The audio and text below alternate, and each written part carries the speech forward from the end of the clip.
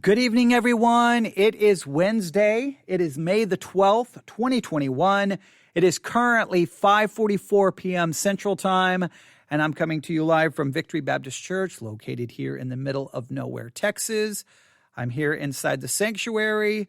There's no one else here, so once again, it's just me behind the microphone.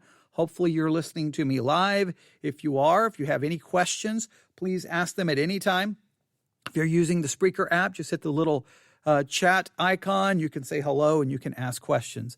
We have a lot to talk about. If you hear me sounding like I'm far from the microphone at times, it's because I keep looking over at news updates as quickly as they're coming in. There is so much to talk about, and I'm going to do my best to try to bring what's happening in our world right now, what's going on in our world right now, and adding the theological aspect to what the news will not. Okay, let me try to state it this way. What I'm going to try to do is offer the theological perspective to a major news story that the news is talking about, but clearly they're not going to look at it from a theological perspective. Clearly that perspective is going to be left out of the major news coverage, which you would expect them to leave it out. In fact, if they even tried to, you would probably get frustrated because who knows if they even understand the theological perspective. But let me tell you, the theological perspective is also extremely controversial, and this is very important. You need to understand this. Not even all Christians agree with the theological perspective when it comes to this situation that is going on right now in the world.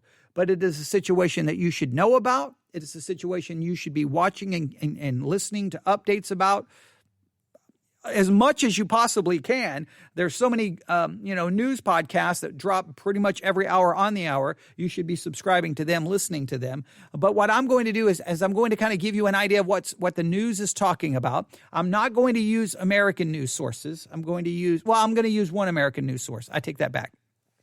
I have here on my iPad a news article that was just posted by USA Today. So I will read that. But I got two audio clips coming to us from a non-American news agency. So we're going to hear what's going on, and then we're going to try to understand all of this from a theological perspective. But I'm going to try to explain it. I'm going to try to bring all the different theological perspectives together so that you can see the kind of the conflict here. And then I'm just going to ask a lot of theological questions about the situation. But as a Christian, you need to look at your world from a theological perspective. And you cannot do that if you don't have the theological perspective. And you develop that theological perspective, hopefully by going to church and by reading and studying your Bible. So I need you to put your thinking caps on. If anyone has any questions about anything that I say during this broadcast, and you're not listening to me live so that you can ask the question in real time, by all means, email me, newsif@yahoo.com, newsif@yahoo.com. All right? Now, unless you have not been on planet Earth or your internet's been out, you probably know that right now there is a major situation developing between Israel and the Palestinians, and the conflict seems to be getting worse and worse and worse. And now there is concern of a full-blown war breaking out. And a lot of people are concerned. Everyone seems to have an opinion about it. One of my friends in Nebraska the other day, he's like, well, it appears everyone is an expert on the Middle East all of a sudden. Yeah, because when something major like this happens, everyone jumps on social media giving their 2 cents, whether they've ever spent any time studying the situation or not. Now, I am by no means an expert on the Middle Eastern politics and how the different groups are working and all of their different claims. I am not even pretending to be an expert on that. But I do believe I have enough knowledge from a theological perspective that I can take the current situation and say, okay, you can go listen to everyone argue about the current situation from a political perspective, from, a global perspective, all these different perspectives. But I'm going to try to help you see it from a theological one. So I'm going to try to be, I'm focusing on the theological aspect of this. I know that there are all kinds of other questions. And there's multiple layers to this that should be and could be considered.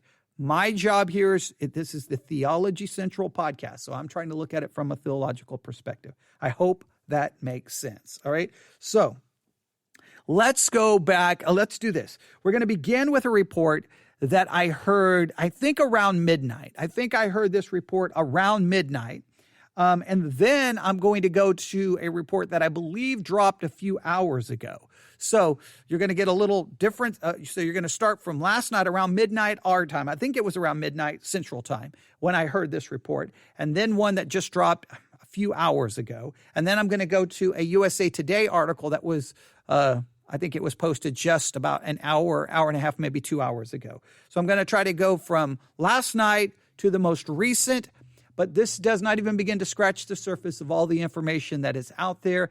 Pretty much every news podcast under the sun is talking about this situation involving Israel and the Palestinians. Okay, everyone is talking about it.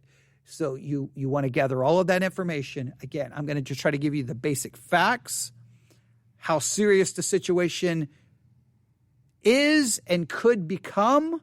And then we're going to step back and ask all kinds of theological questions. All right? Are you ready? Thinking caps on. Let's go back to last night.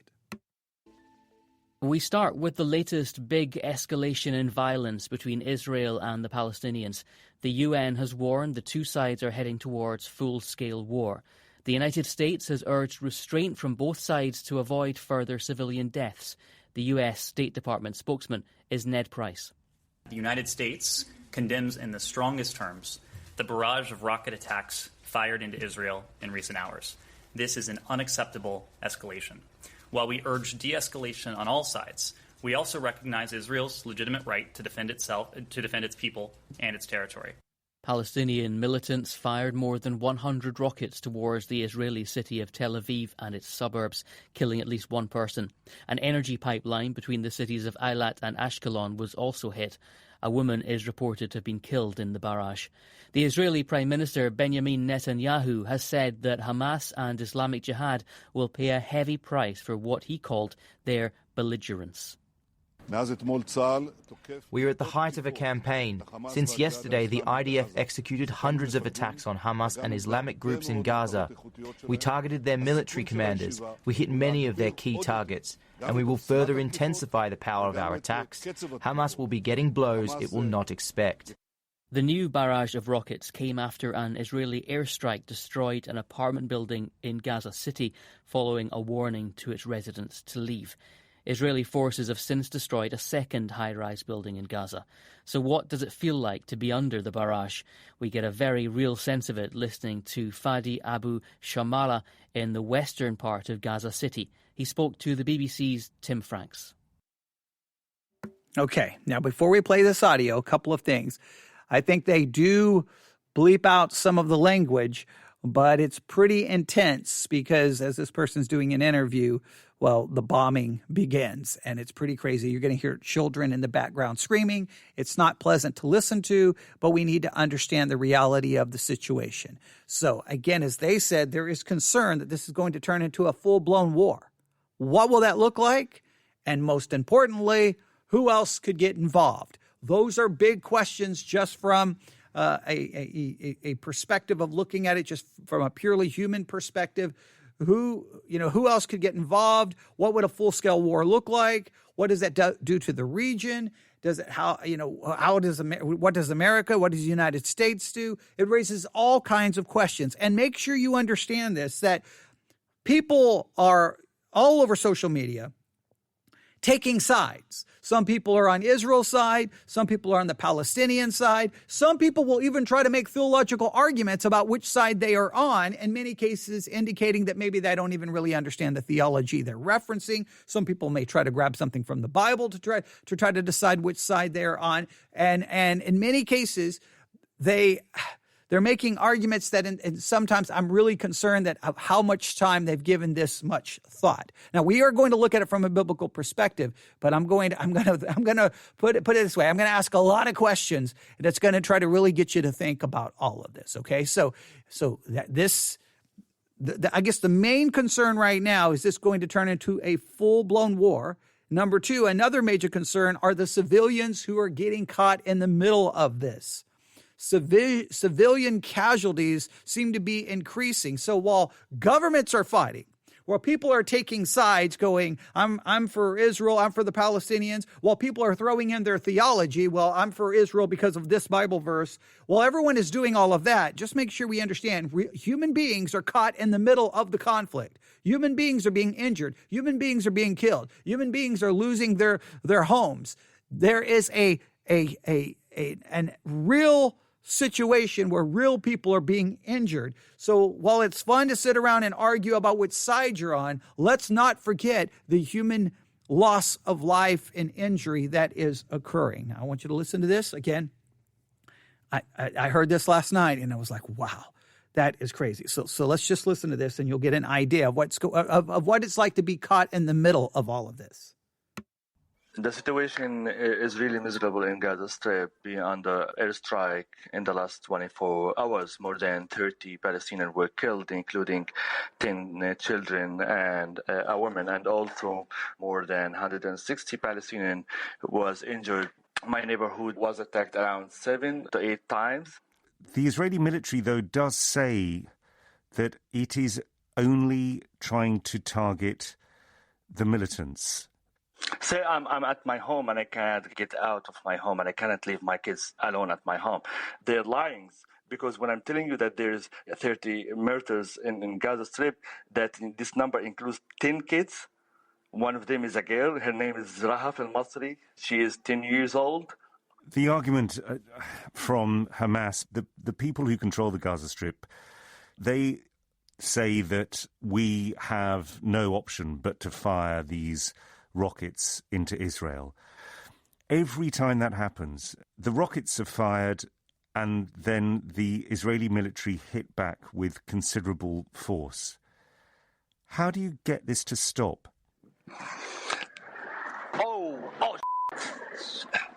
تعي بابا. They are bombing us now. تعي بابا معلش خليكم. معلش.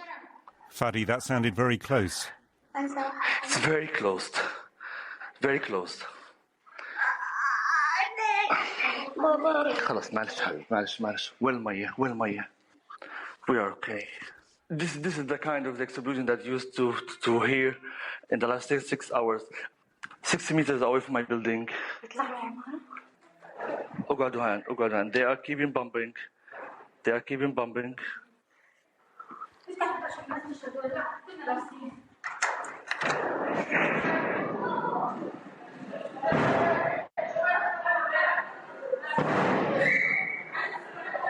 My neighbors it seems that they are leaving the building. But Fadi, is there anywhere safe to go?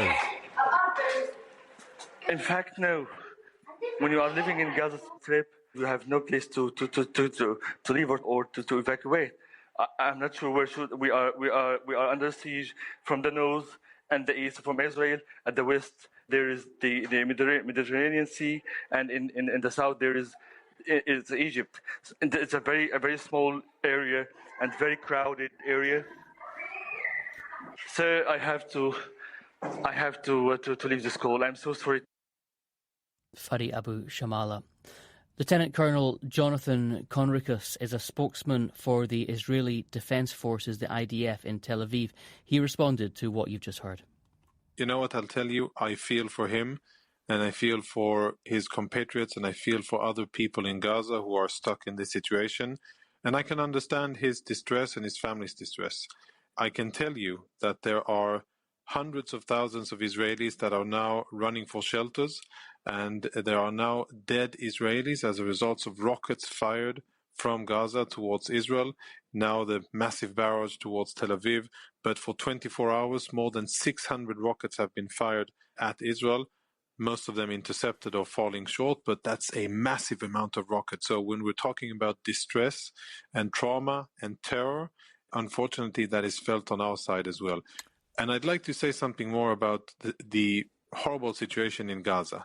The fact that Fadi, your guest, is in the situation he is in is because he and his compatriots are ruled by a terrorist organization that are holding them hostage. And they're using them and the civilian infrastructure in Gaza in order to fire rockets at our civilians. And they are firing rockets at the heart of our country. They fired yesterday at Jerusalem, and today they're firing at Tel Aviv. And of course, we have the military capabilities both to defend ourselves and our civilians. We have the Iron Dome, and we have other defensive systems that thankfully are working well and saving Israeli lives. That's, by the way, the only reason that there aren't hundreds of Israeli casualties from all of those rockets fired, because we put our money in defending our civilians. And in terms of our tactics and what we are doing, first of all, it's not something that we're happy to do and engage in combat in a dense urban area. Let that be clear. Second, we're committed to international law, and we do our best to abide by it. We do our best to use only the smallest and most precise munitions that we can use.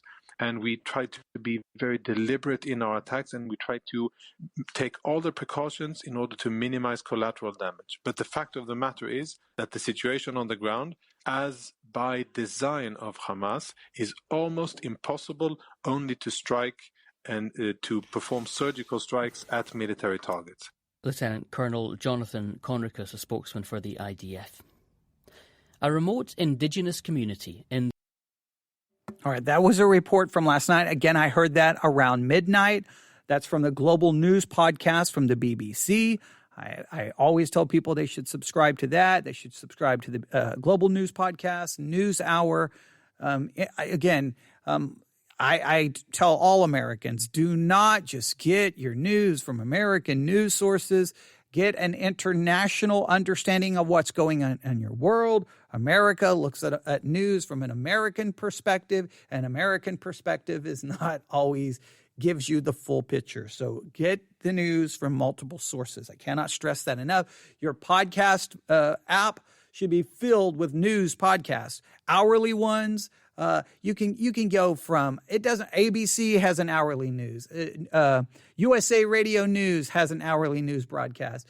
NPR, USA, ABC, Fox, BBC. I mean, there's so many. Just that's where every hour on the hour, there's a new episode right there. Maybe it's only 5 minutes long. Maybe it's 7 minutes long, but it's giving you the latest news of what's going on. And that's how you can stay informed. So that's what's happening there. What I want you to take from that is that while there are two sides, you've got the Palestinians, you've got, Hamas and Israel, all these rockets have been fired. Well, you have all of that's going on. I just don't want you to forget that there are human beings caught in the middle. Human beings caught in the middle. And you can say, well, that's their fault, their fault. You can blame whomever. The bottom line is still human beings are caught in the middle. And that should bother you from a Christian perspective, because you should believe as a Christian that all life is sacred and there's sanctity to that life. And it's troubling and sad. Children are caught in the middle of all of that. And they definitely didn't ask for any of this. So that is horrible and that is tragic. Now, let's move to a couple of hours ago. We begin on the streets of Gaza.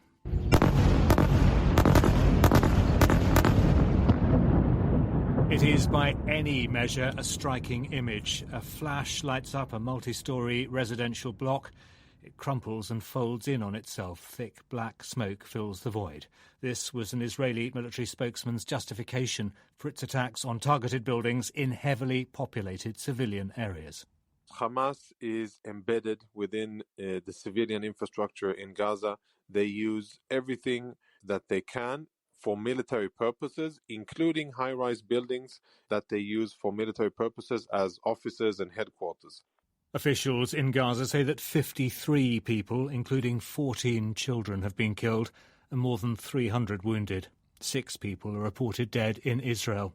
Fadi Hanona is a freelance journalist in Gaza, and he's been telling me about the realities of life for ordinary Gazans under Israeli bombardment.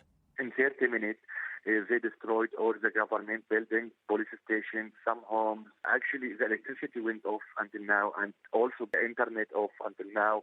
No one allowed to walk in the street. Gaza is empty now. But we have witnessed this morning, something we never seen during the last 3 wars. I can't believe. Kids were crying all the time, because when you wake up at 6 a.m., with a lot of bombing, a lot of sounds, and you don't know what is happening. You don't know if they are attacking in your area, in your street, in your building. Gaza is not like Israel. We don't have shelter there to protect ourselves. You must have known something was coming because of what's been going on in recent days. Yeah, actually, what's happening now is due to what happened in Jerusalem. I mean, where is the problem for the Israeli government and Netanyahu to allow the Palestinians to pray at Al-Aqsa Mosque during the holy month of Ramadan? What happened in Al-Aqsa Mosque is unbelievable. And also, we can't have a war now. It's not the time, especially during the pandemic. I mean, we are in Gaza under siege for more than 12 hours. We don't have job. We don't have electricity. We don't have clean water for drink. Our health system is completely destroyed. This is unbelievable. What's your message to the world? My message to the world, they should ask Israel to stop attacking Gaza now and leave Al-Aqsa Jerusalem. That's it. And we will back like what we were before. It's easy. It's easy. Just ask your police to leave Al-Aqsa Mosque and allow the people to pray. Tomorrow is Eid. Tomorrow is Eid al-Fitr. I mean, even if the escalation stopped now, it's over. They destroyed the end of Ramadan. They destroyed the celebration of Eid al-Fitr. Because here we are in, a lot of blood in Gaza. A lot of blood. Journalist Fadi Hanona speaking to me from his home in Gaza City. Israeli citizens too have found themselves running for shelter as Hamas militants inside the Gaza Strip fired hundreds of missiles across the border into Israel. One of the towns that's been in the line of fire is Ashkelon. Our correspondent Tom Bateman is there. I'm on a residential street in the city itself. It's a few miles from the Gaza Strip. It was subjected to heavy bombardment during the course of the day yesterday, and I'm next to a house where the roof has basically been stripped away from a rocket strike, and there's an 89-year-old woman who lives here. Now, her Indian caregiver was killed in the attack. The elderly lady herself is wounded. As we got here, there was a further air raid siren, and we've just taken shelter, actually, in some portable bomb shelters that we've seen being driven around on the backs of lorries, and they're placing at sort of neighbourhood street corners. There are some extraordinary comments from the Israeli president. He was talking about Lod, which is a town which is actually quite mixed inside Israel. The population 30% Arab, 70% Jewish. And the Israeli president talking of a pogrom there, a pogrom being an organised massacre of a particular ethnic group. This is very loaded terminology. What has been happening in some mixed towns like Lod and Arab Israeli towns in the north of Israel, I think, has been one of the dimensions to this that it feels like it's adding fuel to an extremely volatile situation. In Lod itself, there had been an Arab citizen who was shot dead, killed by an Israeli there. The circumstances leading up to that unclear. I mean, the Israeli media has reported that he'd come under attack by a mob. Some of the people involved there were arrested, some of the Israelis involved. Now, I just think it gives you a sense that the way in which that unleashed even more confrontations between Arabs and Jews and Israeli police in that particular town is why we then had a state of emergency declared there. So the way the very ill sentiment is spreading, I think, is really deeply concerning people.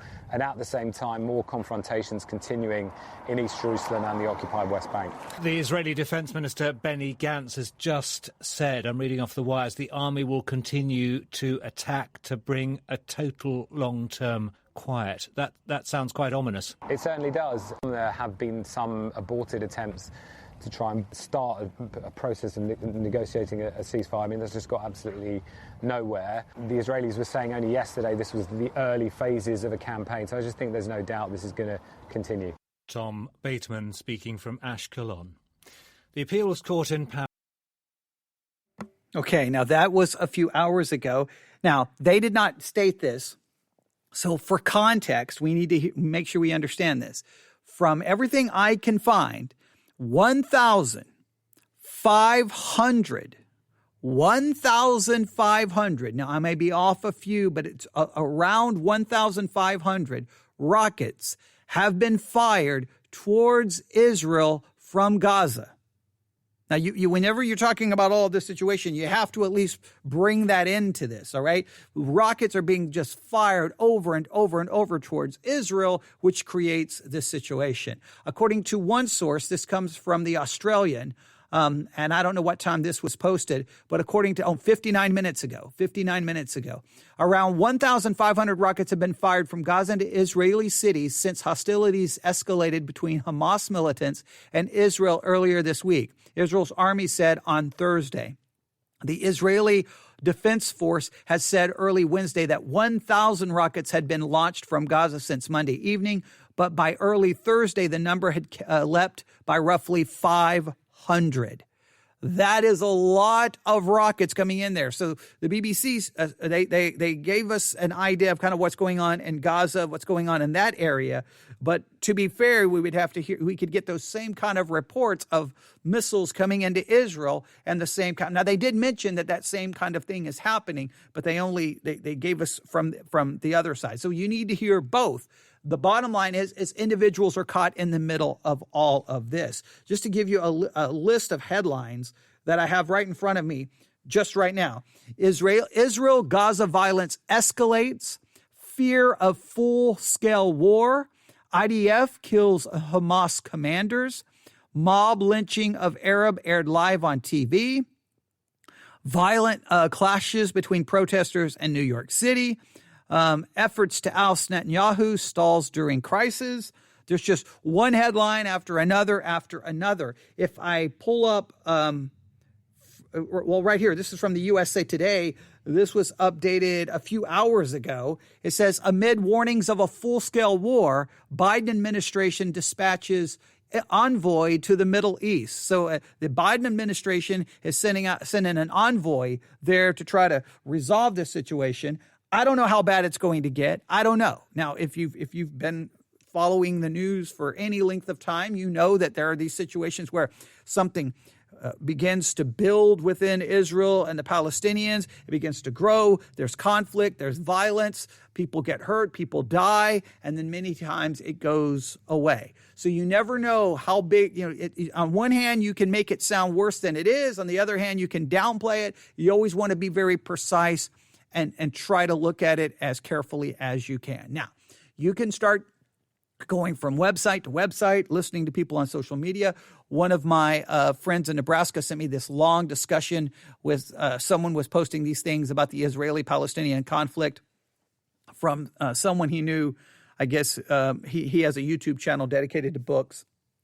And I guess it's someone who has a YouTube channel dedicated to books. And it was kind of like their little, I don't know where they were getting it. It was like this little animated graphic of two people sitting on the floor. And one was, they were asking questions about what's going on with the Israeli-Palestinian conflict. The other one was saying, well, it's not this, it's not this, it's not that. And it was just filled with, it was crazy. I was reading it going, where did this perspective come from? But let's just make it very clear. The world has all kinds of opinions about what's going on in the Palestinian-Israeli conflict. They have all kinds of opinions. Not always.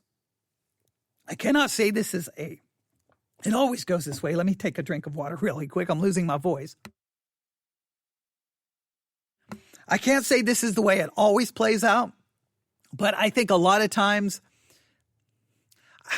I don't want to say this is an 8. I don't want to give it a percentage, but I think you will find a something to what I'm about to say.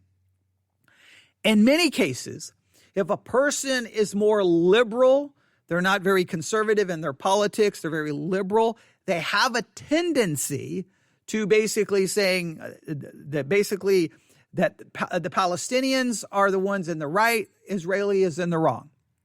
Israel is the aggressor. Israel should not be there. Israel's the bad guy in the situation, and the Palestinians are the good guys. That's not everyone, but many people who lean from a liberal perspective tend to be more, I will say, more pro-Palestinian in their view. Those who tend to be more conservative tend to be more pro-Israel in their view. And again, so Israel's the good guy and the Palestinians are the bad guy. And so you can, if you're not careful as a Christian, you'll find yourself watching this conflict break out and these arguments. And you always have to step back, because let's make sure we remember this. From a Christian perspective, we don't want to look at it from a conservative or a liberal view. We want to look at it from a biblical view. We want to look at it from that perspective. All right. So a couple of things to consider. First and foremost, as a Christian, we obviously do not want, we always want at all cost for people to live peaceably with one another, and there isn't violence, and people aren't being killed, and families and children aren't caught in the middle of this, because the loss of life is a tragic thing, because that's a human being created in the image of God. We should always want that to stop. But when it comes to Israel, and it comes to the Palestinians, there is a major theological issue that every Christian has to consider, and their view on this will determine a lot on how they view what's going on in the nation of Israel. And it comes down to this very important word, and you can write this word down: land. Land. Now, not all Christians agree on this, but everyone has to, well, put it this way. Not all Christians agree on it, but all Christians have to come to some kind of belief about it. When it comes to the land and the Middle East, when it comes to Israel, whose land is it? Now, this raises all kinds of questions. And I know some people will hear this and will immediately want to begin to argue and attack. I want you to hear this. This is a very important thing from a biblical perspective, all right? So there are two very important texts. There's a lot of text about this, but there's two very important texts. The first one goes all the way back to the book of Genesis, chapter 12. The book of Genesis, chapter 12. And here we have the beginning of what's sometimes referred to as the Abrahamic covenant, where God begins to make a covenant with Abram. His name is not Abraham yet, with Abram. And we'll go back to Genesis 12:1. Now the Lord had said unto Abram, get thee out of thy country and from thy kindred and from thy father's house unto a land that I will show thee, or I will shew thee, a land that he's going to show him.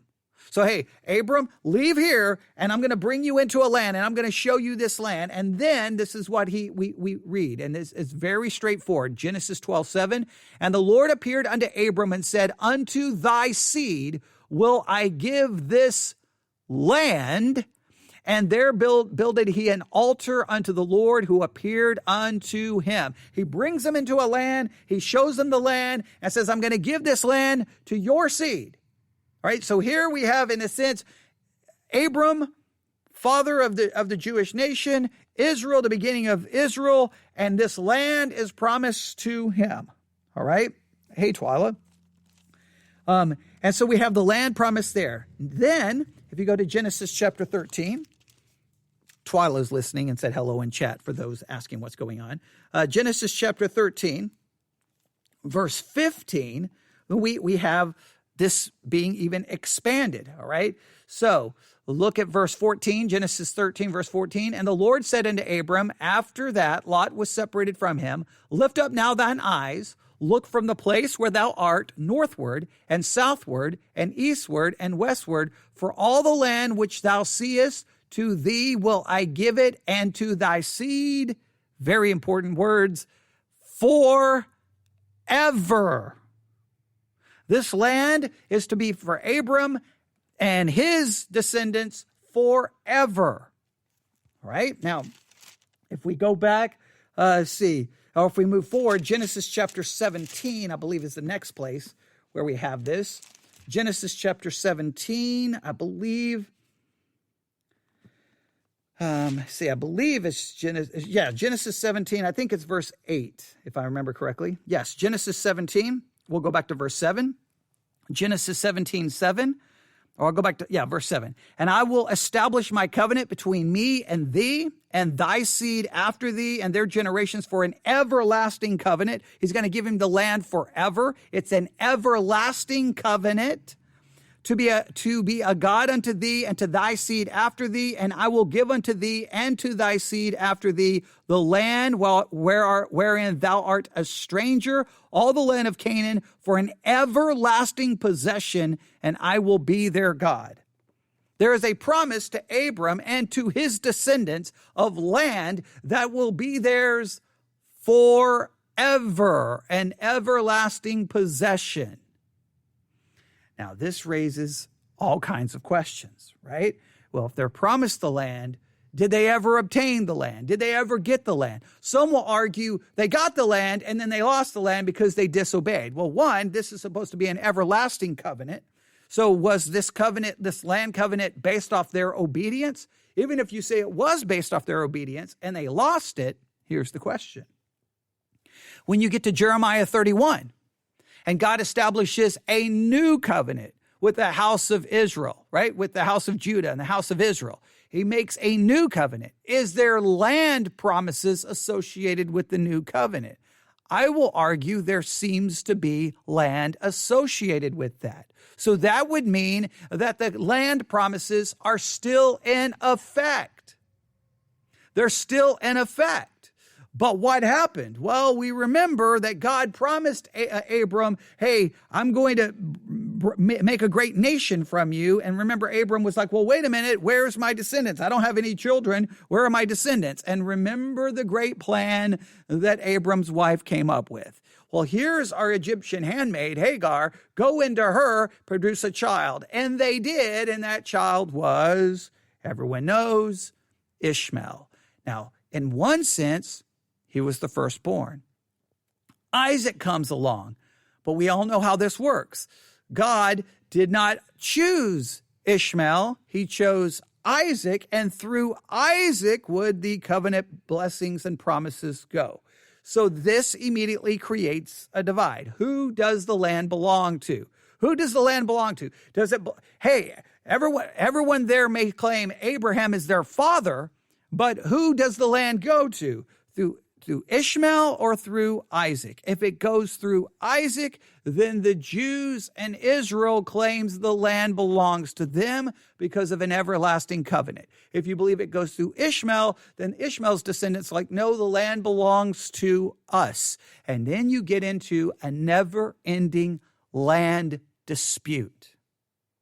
Now, within Christianity, you have two very different schools of thought. First school of thought, the land promises belong to Israel. It is literal land, not spiritual land, not figurative, not allegorical, that there is literal land promised to the descendants of Abram through Isaac, and that those promises will be fulfilled. They will get the land that was promised to them in a literal way. If they do not, then God's promises were not fulfilled. Others say land may have been promised, but Israel did not keep their part of the bargain. They did not keep their part of the covenant. So those promises were taken from them. And all of those promises were then transitioned from the nation of Israel to the church. And they're not fulfilled in a literal way. They're filled in a figurative way. It's not literal land. It's figurative land. It's power. It's influence. It's so many other things. And that is being fulfilled right now inside the church. Two very different schools of thought. Well, if you believe that the land promises are not to Israel, and you don't believe that they have any spiritual rights to that land in any way, shape, or form, then you just look at this as, okay, there's nothing to do with God here because those promises were given to the church. They're spiritual promises. They're not physical. They're not literal. And so therefore you may look at the conflict and go, okay, two countries fighting over the land. All right, who should get the land? And you look at it from a political perspective, maybe a historical perspective. You may try to argue, well, where was Israel for all of this time? Who was there? Well, before Israel was a nation, who was, okay, well, were the Palestinians there? Well, if the Palestinians were there, then it's their land. Israel's the one who took it. Should Israel then have to give it back? How should this work? You're going to look at it from all those different perspectives. Because you're not looking at it from, because your theology says Israel doesn't matter because they lost all of those promises and it was given to the church. But if you are a Christian who believes that land belongs to Israel and that God promised it and it's an everlasting promise and it's an eternal promise and that land will be theirs, then you're going to look at it going, no, that land belongs to Israel, and you're going to view it from that perspective.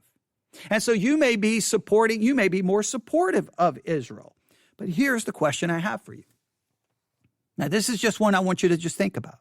If God promised this land, right? And if a time will come where they will get that land, are they going to get it through military force?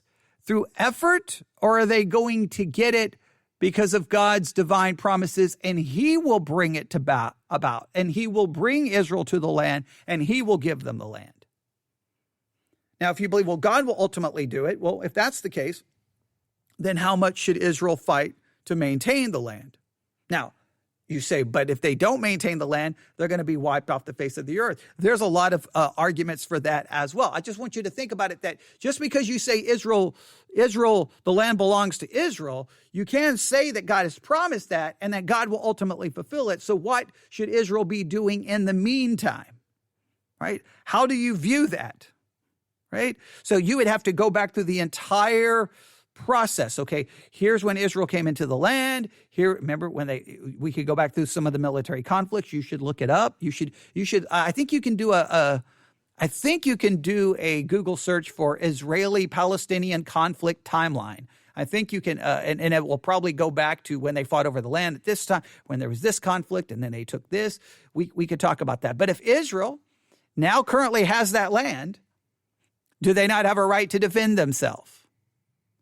Do they not have a right to say, wait a minute, you can't just push us off the face of the earth, where there's many who want them gone? But it's a fight over land.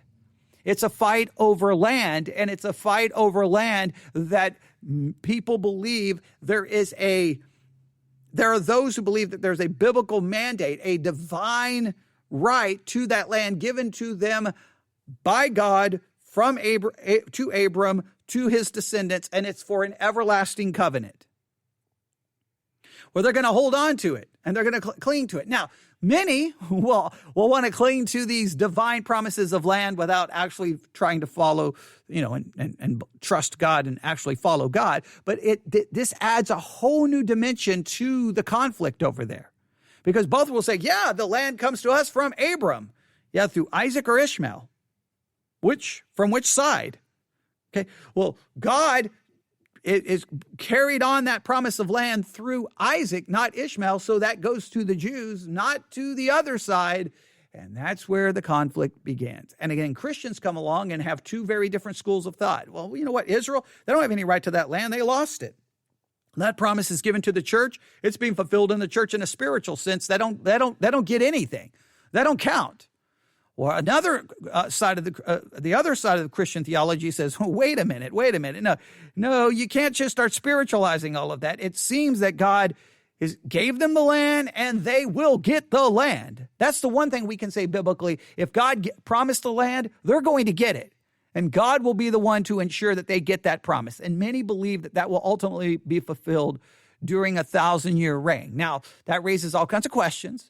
Because if it happens for 1,000 years, and at the end of that 1,000 years, you have a new heaven and new earth, then how is that land promised to be theirs forever when the land will ultimately be, how does that work? Nobody seems to have a good answer for that. There's all kinds of theological questions that come up, but this is the way we have to view it from a Christian perspective.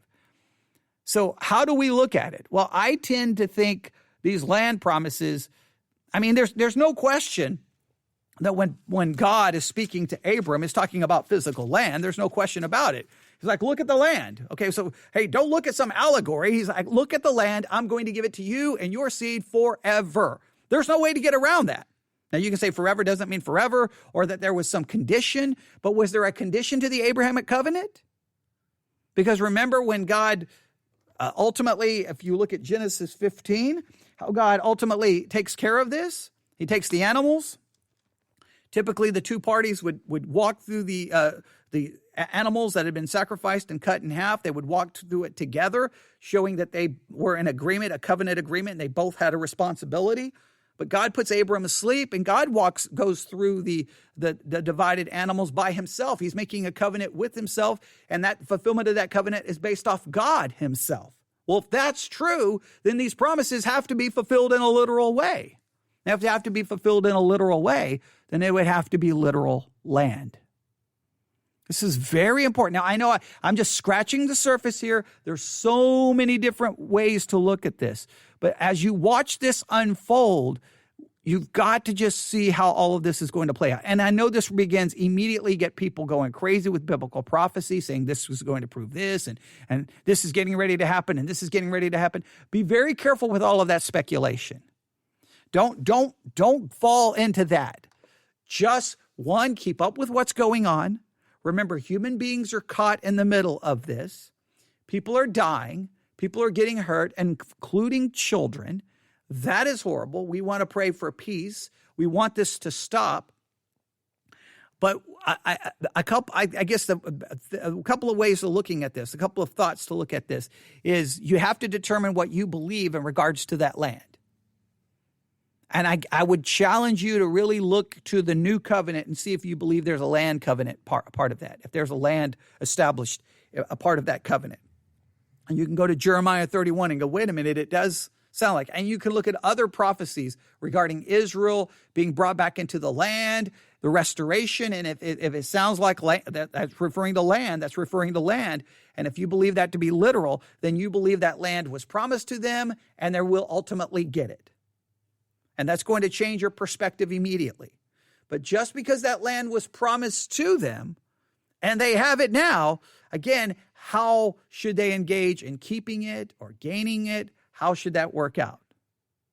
Now, this is always an issue throughout human history. Now, let me just explain. Say here in the United States of America, we don't have maybe the issue of, here's a Bible verse that says this land belongs to us. We may not have that, but we have in somewhat a similar situation because every civilization, every country usually got their land by taking it from someone else. That's usually how it works throughout history. Someone more powerful comes in, conquers the other power, takes their land, takes their city, makes it theirs until someone else more powerful comes and takes it. Because that's the unfolding of human history and depravity, seeking power, seeking money, wealth, whatever the case may be. It's the way it works. So we could go back to the early stages of the United States of America when people came from other parts of the world and came here and began to settle this land. And we know that as they moved forward, there were people who are already there on that land. And those people were ultimately defeated in conflict, and in many cases rounded up and either put on what would be referred to as reservations, and their land was taken from them. There's no way to get around that. That's the way it's happened in human history over and over and over again. Now, what do you do if you've taken land from someone else and they want that land back? How do you work that? Typically, the ones in power keep the land. The ones who don't have the power never get it back. That's usually the way it works. I'm not justifying it. I'm just saying that's the way it works.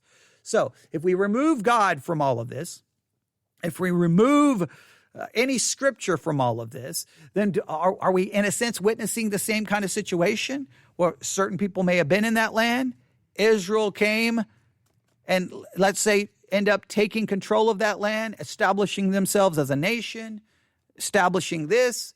So is it their land? Do they have a right to it? Or are you saying that they should be pushed off of it and removed? Some people are calling them to be completely removed and that Israel no longer remains. A lot of people are going with that. That gets into a whole political argument and societal argument, and there's so many layers to that. And nobody has a good answer. But just remember, in human history, that's how it works. You can go back in any human history and go, well, this particular area used to be called this, and this people controlled it. And then what happened? Their empire, their nation fell, and they were conquered by someone else. And then they took that land. And then in many cases, someone else came along. You read that over and over in history books. That's the way it plays out. It's not nice. It's horrible. It's ugly, but it's another proof of human depravity.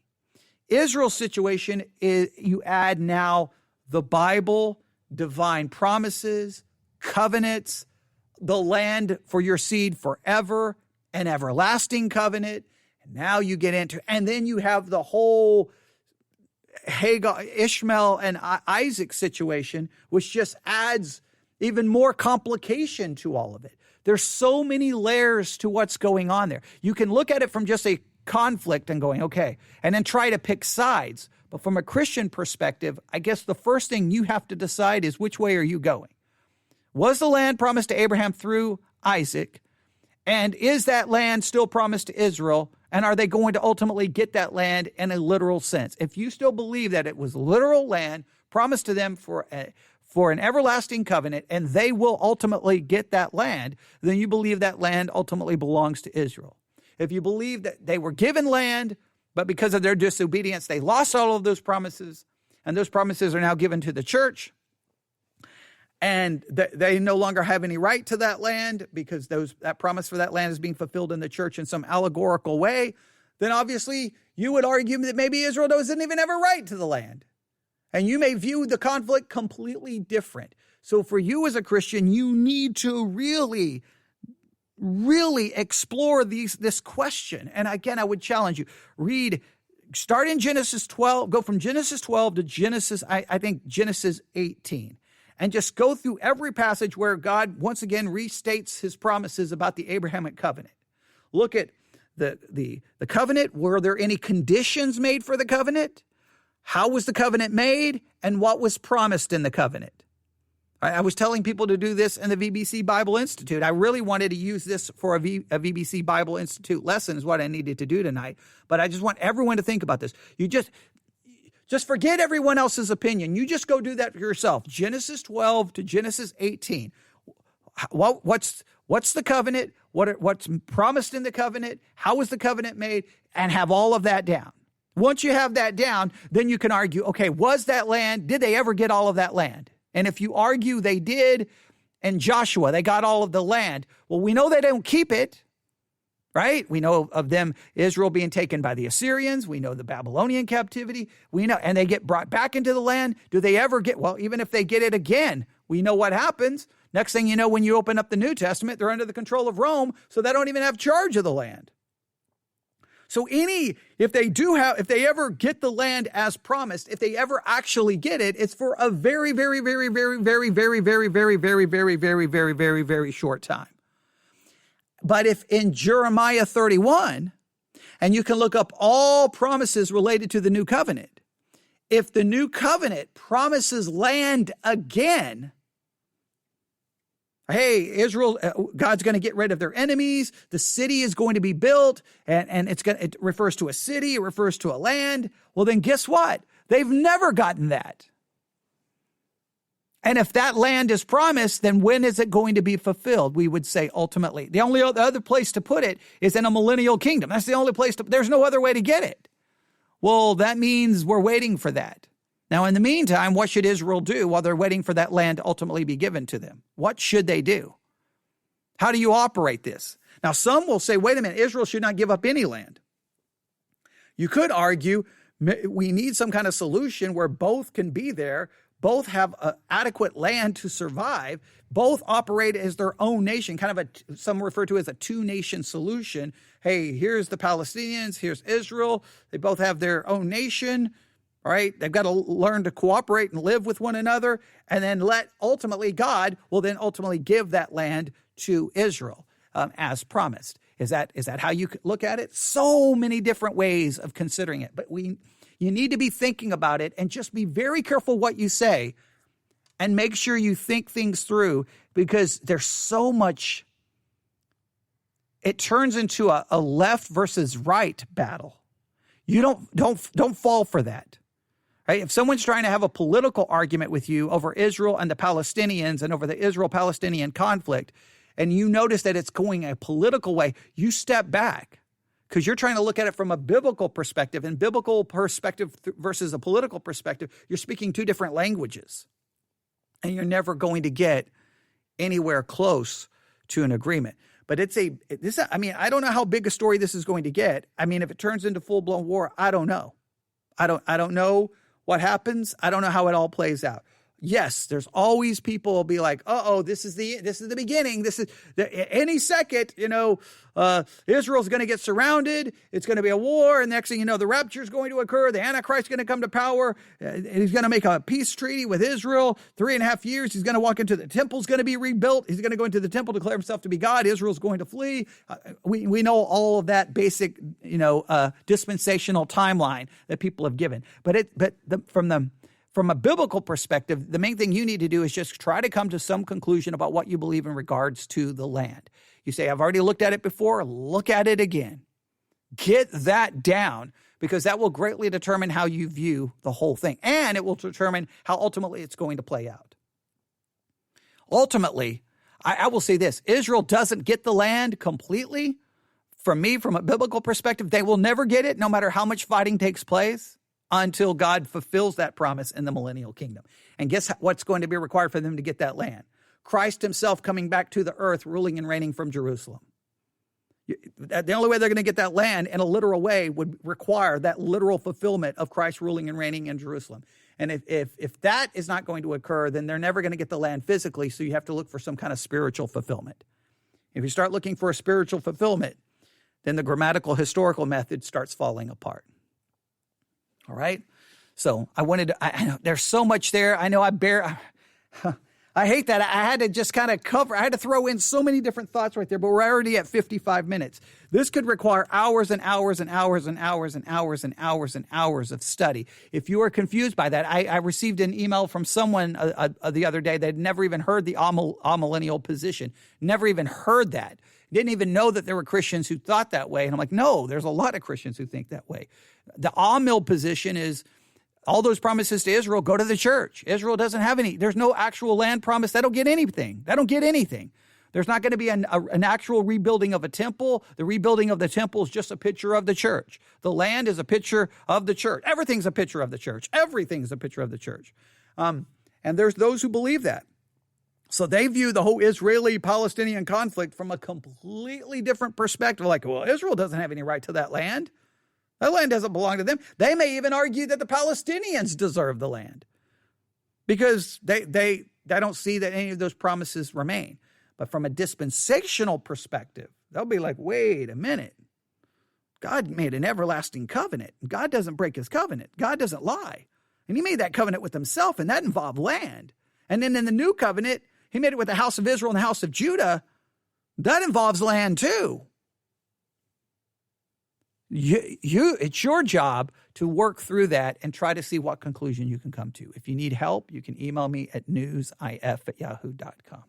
All right. It's 6:40. There are so many other things I wanted to do this evening, but I'll stop there. Psalm 4 Bible study. If you haven't done that, please do the Psalm 4 Bible study and let me know. Thank you, Twyla, for tuning in live. And thank you for doing the scavenger hunt. The person who did the best on the scavenger hunt. Now, I know some of you are going to be offended, but Twyla did the best. More information, more proof than anybody else offered up. So Twyla won the scavenger hunt. A lot of people sent me a lot of stuff, but Twyla sent me the most. So Twyla wins the scavenger hunt. To everyone else, don't know what to tell you. I did get an email a little while ago, someone saying they enjoyed the Bible study exercise. I'm always appreciative of that. I'm going to keep doing those Bible study exercises because I really want people doing them and I want people talking about them, okay? So let's see what... All right. Twyla said, thank you. No, thank you for actually participating. That's always good. But just a quick word again to the members of Victory Baptist Church. The Bible study exercises are first and foremost designed for you. And then you do them, and then you're supposed to talk about them in the chat where there can be encouragement to one another, right? We're encouraging, we're exhorting one another as so much more as we see the day approaching. I know that's primarily to 70 AD, but the same, well, I don't know what's going on in Israel as the day is approaching. Who knows? Okay, who knows? And I've always made this joke, but there may be a little seriousness to it. If you know anything about the situation in Israel, and I'll end with this, we know that Jews go to the wall there to pray. And in a sense, they want that temple rebuilt.